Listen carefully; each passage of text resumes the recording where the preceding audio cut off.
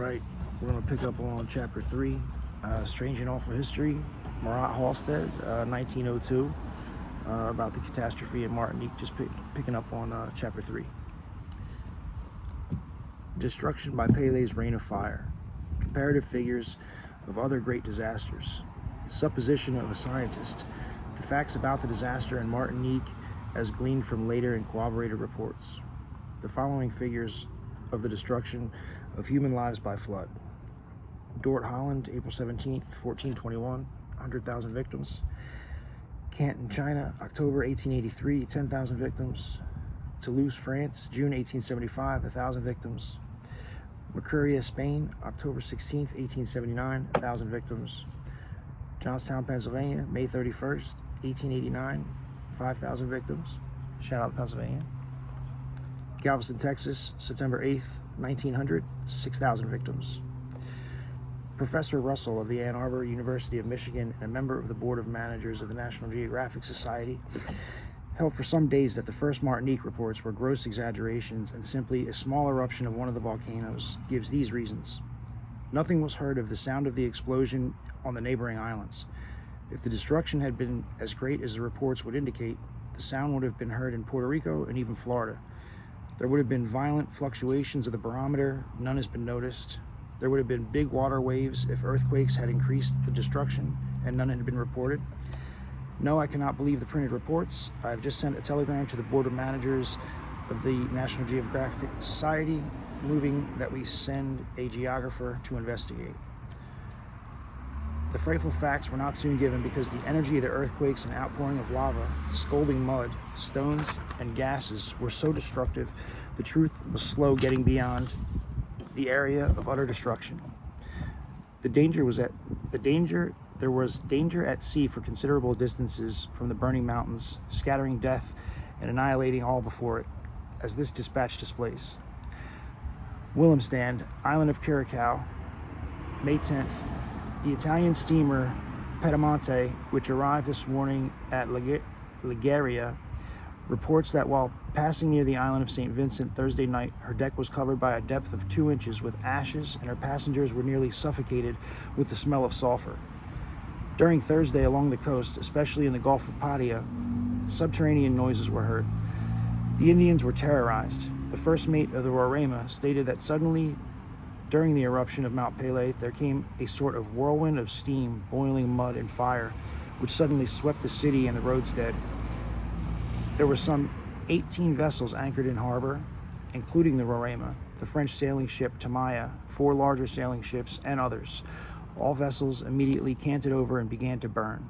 The Tamaya was a bark from Naples, Captain Maurice, and was on her way to a Point de Pitre.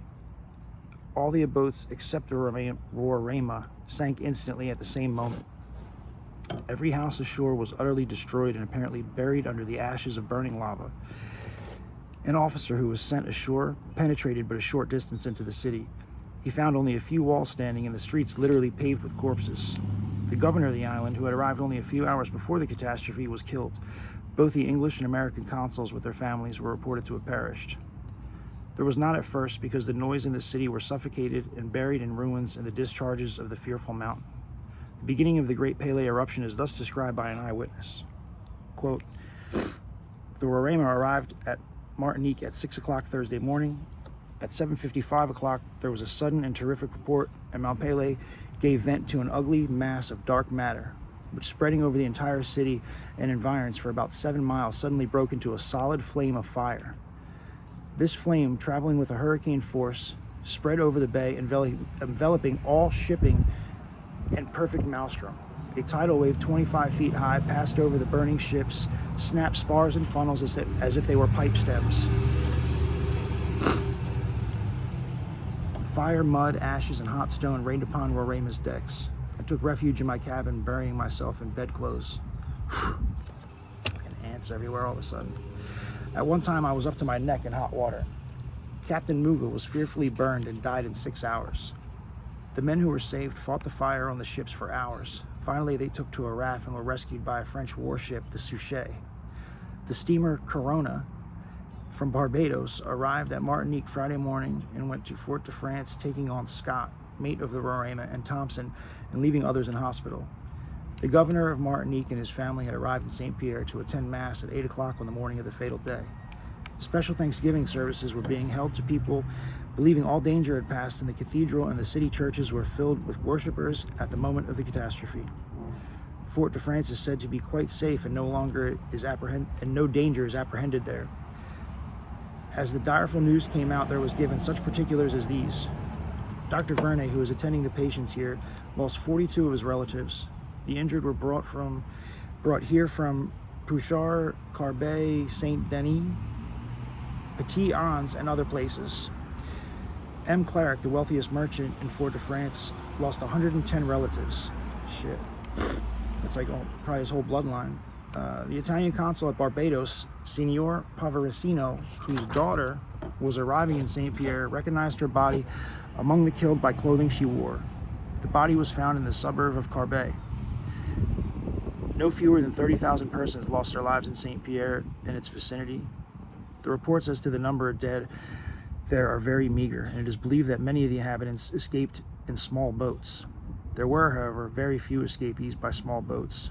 One who reached St. Pierre some days after the outbreak writes, "The destruction there was appalling. The streets are 2 feet deep in ashes and cinders, which covered thousands of dead bodies, scorched black and shiny as if they had been plunged into boiling pitch. Many of the dead were never touched by the volcanic fire, and some of the houses and woodwork destroyed showed no signs of burning. At Moulage, the southwestern portion of St. Pierre, the town hall is still standing as high as the first story, while at the fort in the northwestern part of St. Pierre, the most massive stonework is calcined, calcified maybe, but calcined. The lower church, built by the Jesuits 2 centuries ago, of cyclopean masonwork, is now like a huge heap of old metal. The church tower built by the Jesuits over 2 centuries ago. So, all roads lead to Rome, but they seem to take a detour, or you got to go through France first. I don't know, because the Jesuits are always dug in at all these events. Same with like the bombs that dropped, Hiroshima and Nagasaki. There's pictures that you see with the priests. Those are Jesuits.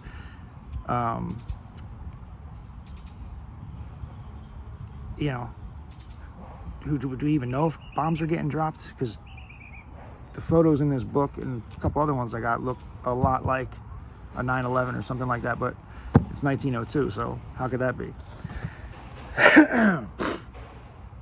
London, May 14th. Sir Frederick M. Hodgson, the governor of Barbados, forwarded to the Colonial Office today the report of the Colonial Secretary, who has just returned from a visit from St. Pierre, Martinique. It confirms the worst accounts of disaster. The Secretary compares the ignited matter, which destroyed everything within an area of 10 miles by 6 wide, to burning sealing wax. He adds significantly that the services of doctors are not required, as there are no wounded persons. Governor Hodgson estimates that 2 million tons of volcanic dust fell on the island of Barbados. London, May 15th. The correspondent of the Daily Mail at Barbados, BWI, who visited St. Pierre on board the royal steamer Solent, has learned from Dr. Artier, who miraculously escaped the disaster, that when the governor of Martinique, M.L. Moutet, and the insular officials had declared that all danger from an eruption of Mount Pelee was past, a cordon of armed soldiers and policemen was placed around the town to prevent people from leaving. What the fuck does that sound like? All the Hawaii stuff, all the California stuff, all the Canada shit, they don't let people leave when that shit starts. And they had the same protocols back then. That's pretty fucking compelling. In St. Pierre, a Negro murderer was locked up in a cell so far under the ground that the gases as well as the flames failed to reach him. There he remained for 4 days before his cries were heard. There's 4 again. In the Far East, like in Mandarin, when they say death, it sounds like 4. Like in our language is their word for death. It's so much to the point where no number 4 on payphones. There's no number 4 parking spots in parking lots sometimes, fourth floor of a building or an elevator button, all kinds of shit like that. That's how superstitious they are in some areas about it still to this day, with regard to the number 4, and it's meaning with death and destruction. And it's just interesting how it plays out in the natural order of things, quote. When the cell door was thrown open, he dashed away toward the distant woods. He is believed to have been crazed by the awful experience through which he passed. Armed soldiers are now watching the workers prevent the robbing of dead bodies of the ruins. Vandals continue to profit, but orders have been given to shoot down any person who is seen robbing a body. Will probably put a stop to the crime.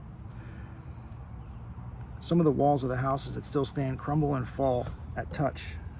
Some idea of the terrible heat that poured down from Mount Pelee may have when it was known that the iron rollers of the Pelee sugar mills were melted as though they had been passed through a furnace. The part that scientists played at the time of the overwhelming explosion would be ludicrous if it not for the stupendous terror of the errors. The story is that a scientific commission arrived at St. Pierre with a pomp and circumstance with official prestige on Wednesday, May 7th, and esteemed it their duty to comfort people with the assurance of authority that there was no danger. The scientists were there to vouch for Mount Pelee as not a destroyer but a safety valve, and they were studied phenomena on the spot. It was agreed by the members of this commission that the relative positions of the craters and the valleys debouching on the sea were such that the scientists could affirm that the Secretary of St. Pierre was complete, and this announcement was made to allay the fears of the frightened citizens. The sun rose clear over St. Pierre at 6 o'clock on the morning of May 8th. Mount Pelee was smoking at the mouth, and the wind was blowing westward. A few minutes before 7 o'clock, a great white column of what seemed to be steam and gas belched forth from Mount Pelee, which seemed to be about 200 yards from the original crater, and which appeared to be open up a deep rent from the top to the bottom of the mountain. This outbreak caused the utmost consternation and panic among the inhabitants of St. Pierre, who fled toward the seashore, uttering frightful screams in anticipation, evidently, of what was to follow. Those on the Gabrielle observed a small steam yacht leaving St. Pierre at 10 minutes after 7 o'clock with the governor and members of the scientific commission on board. The yacht steamed toward Le Prouchier. All of the survivors of the St. Pierre disaster continue to be greatly broken by this terrible experience through which they passed, says a dispatch to the Herald from the St. Kitts BWI. First Officer Scott, Assistant Purser Thomas, and Cooper Taylor are still in a pitiable condition. Scott, who lost a son about to enter college, cannot take his mind from the scenes of last Thursday. All three men speak in the highest terms of Captain Pierre Lebris and the French cruiser Suchet, whose kindness to the survivors endeared him to them. The French are, again, saving everybody. Mount Pelee was a safety valve, and that's in all caps. New York, May 14th. Sir Henry Redsfordley, who has been Chief Justice for at least 6 of England's colonies, among them Leeward Islands, is in this city. Regarding the volcanic outburst in the West Indies, he said, "I don't believe there will be any great destruction elsewhere. There is no doubt in my mind that there is a subterranean connection between all that string of islands, but the fact will save the rest, perhaps. I look to see Mount Pelee take its place as an active volcano, at least during our lifetime, acting as sort of a safety valve for the other islands." The distinguished English justice had not at this time heard the news from the British island of St. Vincent. There was no news for a time for the reason the doctors were not wanted. The spectators close to the scenes were like those immersed in the poisonous gas and boiling mud. They were dead. 6 days after the bursting of Mount Pelee, a dispatch from Fort de France announced the baptism of fire in St. Vincent. The island of St. Lucia lies between Martinique and St. Vincent, and the chain of islands is known as the Windward Islands and the Lesser Antilles and the Caribs. The greater destruction of life on St. Vincent was that of the Carib Indians, and that means that almost total extinction of the race Columbus found. That's convenient. The feeble remnant of the race was located in St. Vincent and Dominica. There are few in St. Lucia. Now that Cuba is independent, there is not a known survivor of the race Columbus found on that island. It has long been a prophecy called a superstition that the Caribs would be sacrificed to the fire god they worshipped, and the promise now seems to be substantially fulfilled. Down the sides of the Morne Soufrière flowed and spread out a network of streams of lava, and many were imprisoned and perished, like inside the lava. There were crushing showers of stones falling where the torrents of lava flowed. A Herald correspondent wrote, "By the explosion of 1812, a river that had existed ever since the discovery of the island was dried up. Down its channel there flows a swift stream of molten lava, which glistens like liquid silver, and which flows into the sea within 100 yards of Georgetown. As the water and the lava meet, a great cloud of steam arises, and the hissing can be heard for miles. The most violent eruption took place Saturday, May 10th, 3 days after the bursting of Pelee. The electrical display from Soufrière was surpassingly brilliant, forking out from the column that reaches so far up into the sky that eye cannot reach its crest. The mountain had been giving signs of trouble for 2 weeks. Soufrière raises its head 4,048 feet above the sea level. It lies at the northern end of St. Vincent and can be seen fully 50 miles at sea on a clear day, kind of like the Statue of Liberty in New York. The math doesn't math on those, by the way. The entire district was a smoking, incinerated ruin. Ashes were everywhere, no place being less than 2 feet deep, and in some places lava had rolled up over deep banks of ashes. Every Indian had disappeared. All vegetation disappeared. Not a sprig of green was to be seen on the island. Livestock died, houses vanished, rivers were dry, and in their beds ran lava. Everywhere north of Chateau Belair were dead bodies, some half buried, others showing that they had been stricken down by lightning. A few seemed to have been dipped into lava, which took the form of them. Decomposition seemed to be almost immediate. That's interesting too. The agony of the two mountains, just back to that for a second, a lot of these photos, again, you know, the Hiroshima, Nagasaki, you got the Jesuit priests, but a lot of these other photos, there's one weird thing, that there's no people. No horses on the street, no dogs running around, no kids walking. So this kind of mirrors that. Actually, it mirrors that exactly.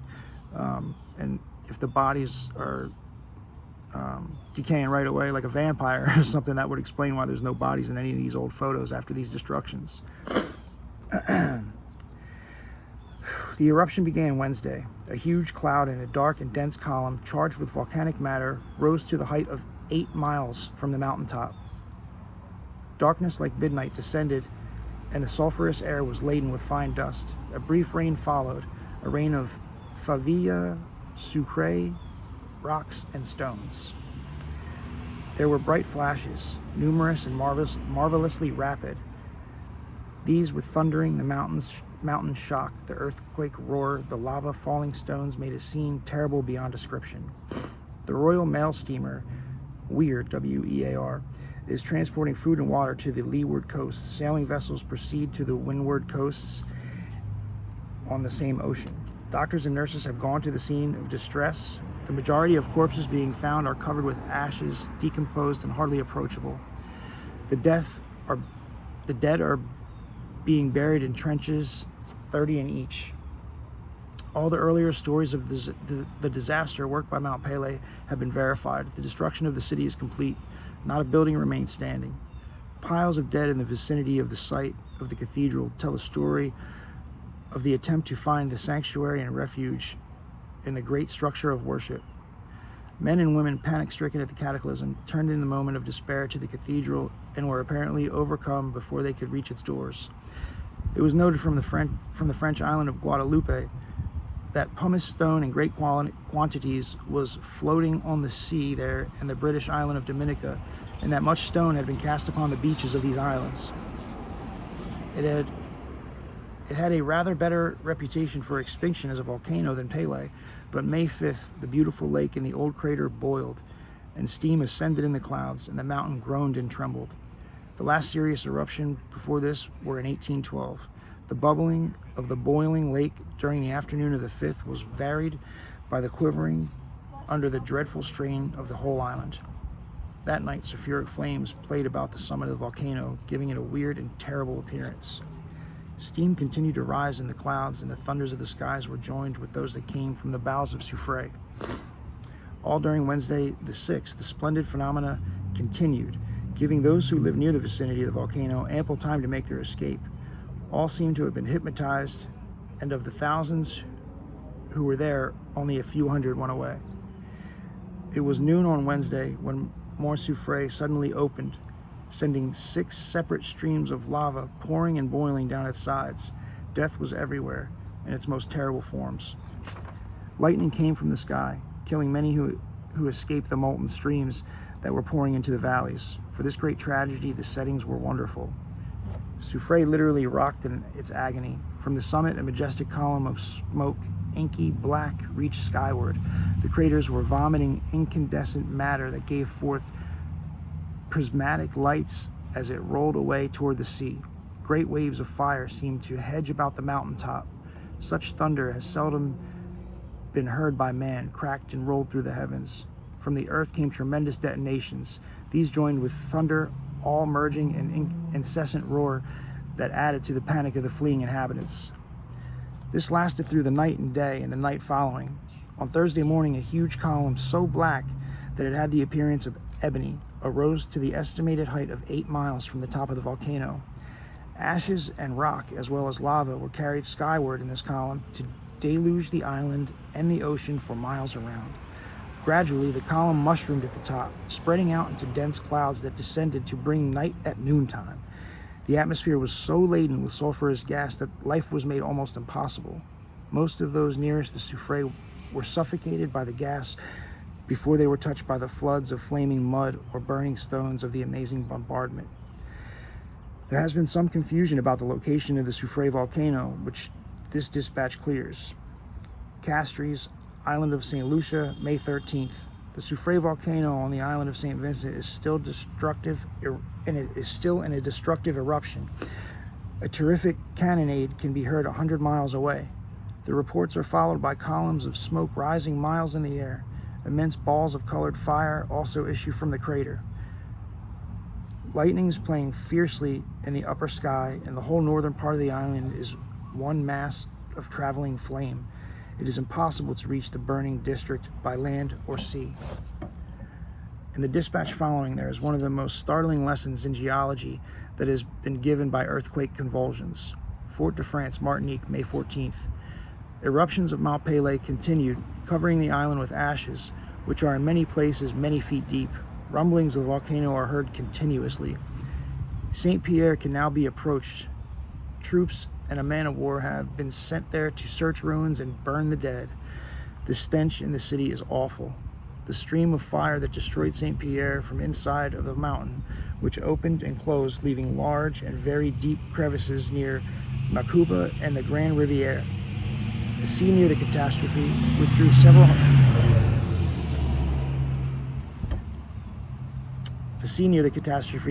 several hundred feet, coming back steaming with fury.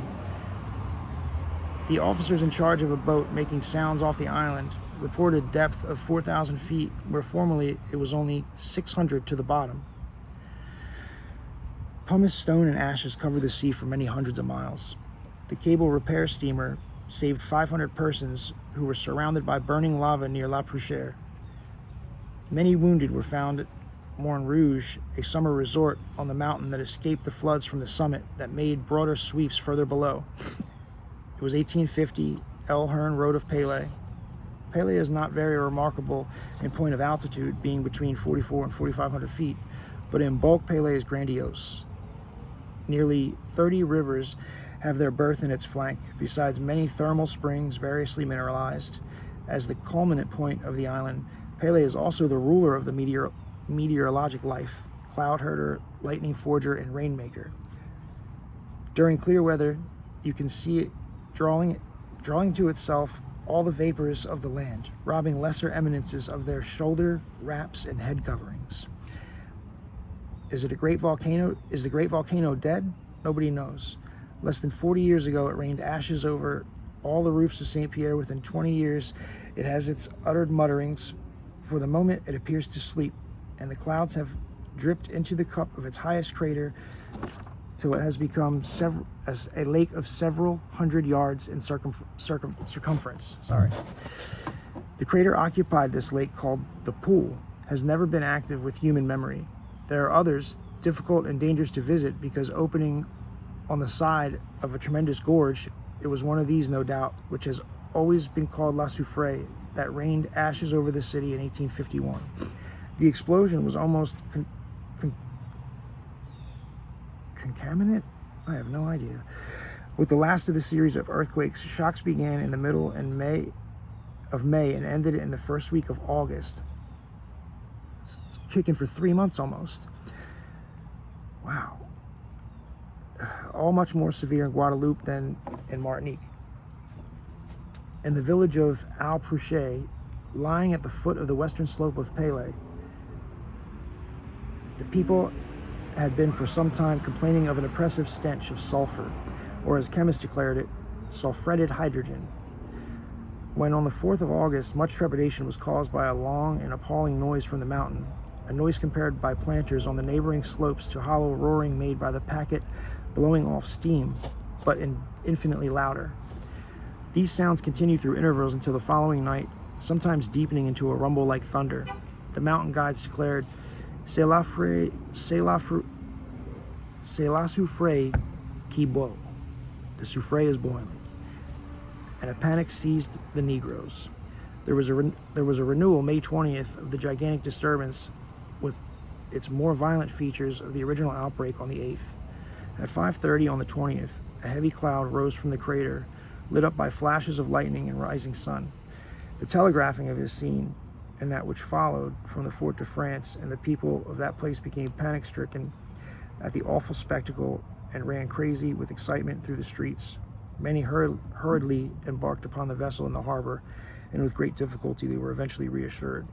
The detonations were loud enough to be heard in the neighboring islands, and the eruption was finally pronounced worse than that of May 8th. The ruins of the house of St. Pierre were further wrecked, nearly all completely cast down, and great boulders, it is stated, were scattered about everywhere. Deep clefts in the mountains disappeared, and in the highlands and the lowlands the aspect of the country changed. Persons were hurt at Fort de France by stones crashing through the roofs of their houses, villagers reportedly killed or drowned. Mr. Richard of Manchester, England, left all his possessions at the hotel and dashed into the sea. Being a good swimmer, he managed to get onto the ship. On the morning of the 20th, advices from Dominica were to the effect that a, quote, curious fiery cloud floating in the southeastern skies was seen from that island. It was surmounted by a fleecy white cap that resembled highly polished silver.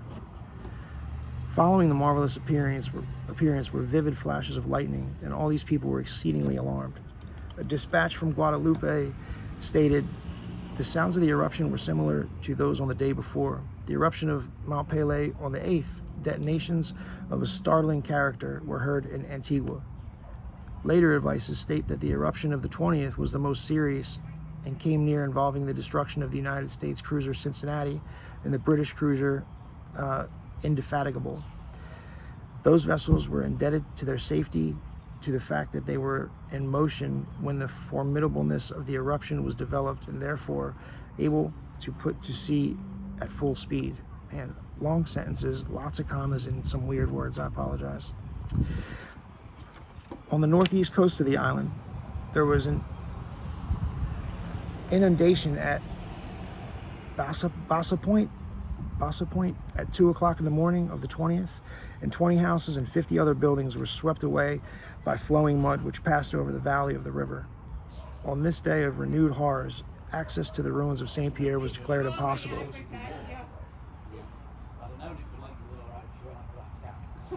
It's like they fucking know when I'm doing this. Every goddamn neighbor. There was sufficient food for the refugees of Fort-de-France, but linen, clothing, bedding, and disinfectants were needed, and the money to support the refugees who saved nothing but their lives and could find no work to do. The expedition, which resulted in the flight of the Cincinnati, which was fortunately well managed into safety, was for the purpose of recovering the remains of Mr. Prentice, the American consul, and his family, and the British consul and his family. The volcano broke out with renewed fury after the party for the American Navy tug Potomac had landed to obtain the bodies of the Prentice family, which were found in the ruins of the consulate a few days ago. Ensign Miller of the American cruiser Cincinnati and Lieutenant McCormick, commanding the Potomac, were among those who landed. The latter remarked upon the threatening appearance of the volcano, and between 11:30 and 12 o'clock it began to throw off steam, smoke, and ashes, while lightning played in the murky clouds above it. The laborers in the party rushed down the hill, leaving behind the body of Mr. Prentice, which had been placed in a casket, but the American sailors bravely lifted the remains and carried it back on the beach.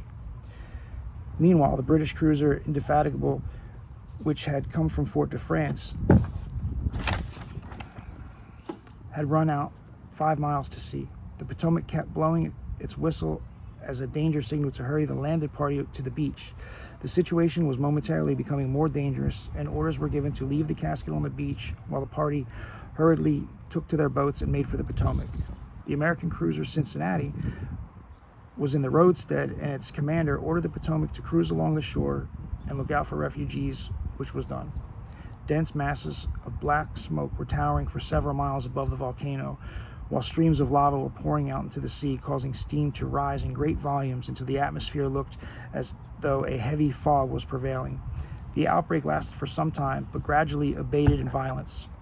When the Potomac returned and secured the remains of Mr. Prentice, which were transferred to the Cincinnati, which brought them to Fort-de-France, it is not known yet whether the Indefatigable returned to St. Pierre to secure the remains of the British consul. The list of great earthquakes below, with estimates of property ruined and lives lost, should be named with caution, except with respect to the dates. Just a little picture from before the shit went down.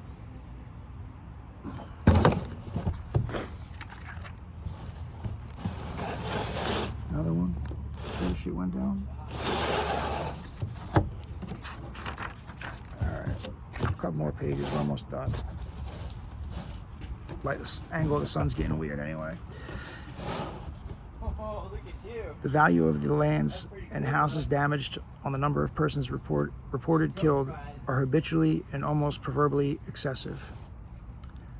345 BC, 12 cities in the Campania buried in the Durrus in Greece destroyed with immense loss of life. 283 BC, Lysimachi and its inhabitants buried. 79 AD, Pompeii and Herculaneum. 106 AD, 4 cities in Asia, 2 in Greece, 2 in Galatia. 157 AD, 150 cities in Asia, Pontus and Macedonia buried. 557 AD, Constantinople partly destroyed, thousands perished. 742 AD, 500 cities in Asia. Jesus. Asia, Syria, and Palestine overturned, immense loss of life. 936 AD, Constantinople destroyed again, all Greece shaken. 1089 AD, England thoroughly shaken. 1137 AD, Catania, Sicily, destroyed, 15,000 lives lost. 1158 AD, Syria, 20,000 lives lost. 1268 AD, Cilicia, 60,000 perished. 1318 AD, England, greatest known there. I don't know. 1456, December 5th, 40,000 perished at Naples. 1531, February 26th, Lisbon, 1,500 houses destroyed and 30,000 persons killed. Several neighboring towns swallowed up to sea. And it goes on. 1580, 1596, 1626, 1667, 1692, 93, 1703, 1706, 1716, 1731. The biggest one is probably Japan, 200,000. Coming in a close second, Shikami, 80,000. Algiers, 20,000. You get the idea. Oh shit. And it goes on for the whole next page. from 1732 to 1886. 16. You got 17 from 1732 to, so in a couple hundred years, there's 17 with a total of a couple 100,000 people, a couple 100,000 more. There is no tone of terror and exaggeration in such statements like this, which may be seen as largely acceptable and reliable. In 75 years, that is, from 1783 to 1857, the Kingdom of Naples lost 111,000 inhabitants by earthquakes. This is at the rate of more than 1,500 per year out of the population of 6 million. Wow. The most disastrous earthquake of recent history was the Great Lisbon Shock on November 1st, 1755. In less than 8 minutes, almost all the houses in Lisbon were overturned. 50,000 of its inhabitants were killed, and whole streets were buried. The cities of Coimbra, Oporto, Braga, and St. Ouen were destroyed. Malaga in Spain was largely reduced to ruins. One half of Fez in Morocco was destroyed, and 12,000 Arabs killed. The island of Madeira was laid to waste, and the ruin extended to Medellin in the archipelago, where half the town was laid low. The shock was felt 5,000 miles away, and even Scotland was given a slight upheaval. Well, shit. All right, chapter 3 is done. Coming at you with chapter 4 next. Change of scenery again. I gotta get out of here. Sun's messing up the angle.